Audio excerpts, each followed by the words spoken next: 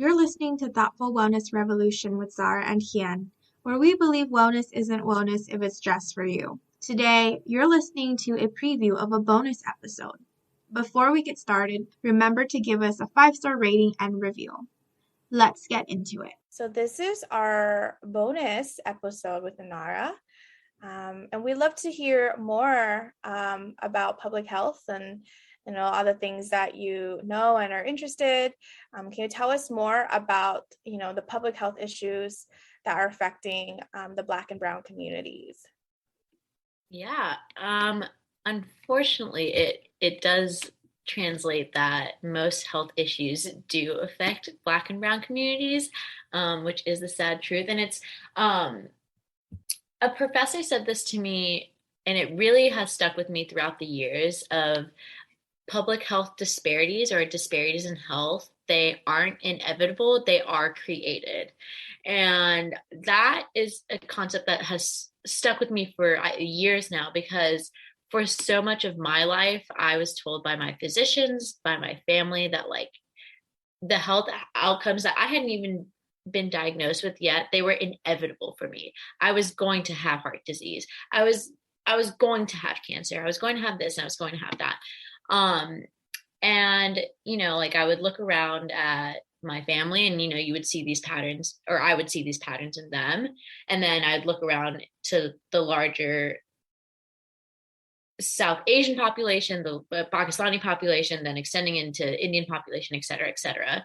And, I would see similar patterns in them. So I was like, oh, it's inevitable. People that look like me, people that act like me, we have poor health. I didn't know why, but it's what I'd been told. And so I had blindly accepted it because I didn't think there was another way to go about it. And so I guess specifically a public health issue that really affects Black and Brown communities is preventable diseases like heart disease and things like that. And it's because I think a lot of times our physicians tell us it is genetics, like it runs in your family, so you're going to have it. And that isn't the case. And I think that's what evidence-based research through public health tells us. Yes, your genetics have such a role in your health, but there's also these outside factors that affect the health outcomes that you face. And they either exacerbate them or they can help you mitigate them better.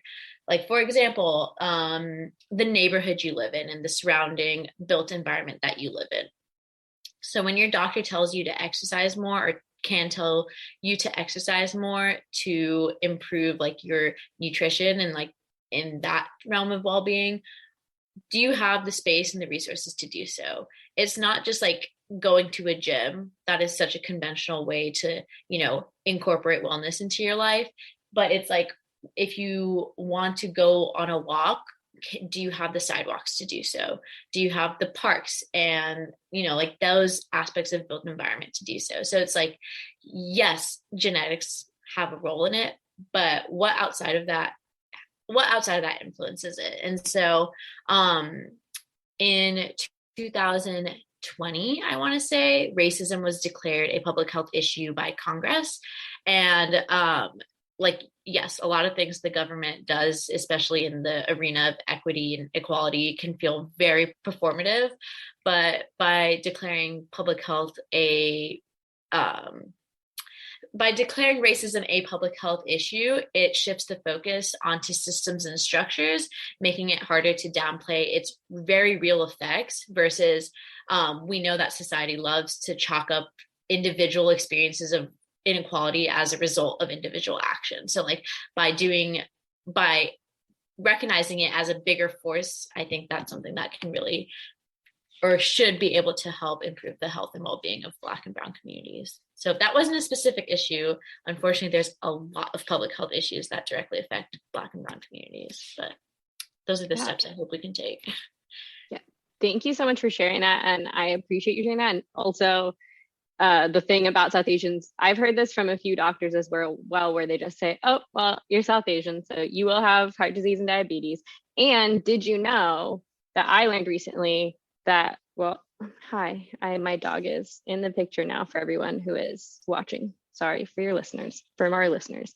But they were saying that South Asians have such a lean, like a lower lean muscle mass and a higher fat content because over like 200 years, we experienced like 30 famines or something crazy. And so it's like, yeah, like those genetic things do play no factor. But if you go into a doctor's office and you just say, well, all Indian food or South Asian food is bad, and if you eat it, you're just going to end up this way, and it's already in your genetics, so it doesn't matter. Like, well, those are the only two factors. And if you're telling me it doesn't matter what I do, why does it matter what I do? And it's so limiting. I'm sorry, y'all. My dog is like really just vying for attention right now. Biku's just excited to be here with everyone. But yeah, it's so, there are so many issues that affect so many different areas that don't think about the specific pieces that we need outside of nutrition or exercise.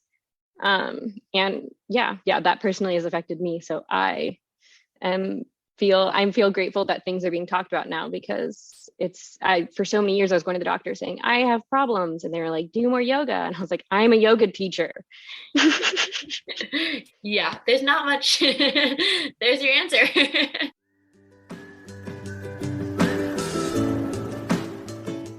Thank you for listening to the Thoughtful Wellness Revolution podcast. For the full episode and more bonus content, you can go to thoughtfulwellnessrevolution.substack.com and subscribe for only $5 a month.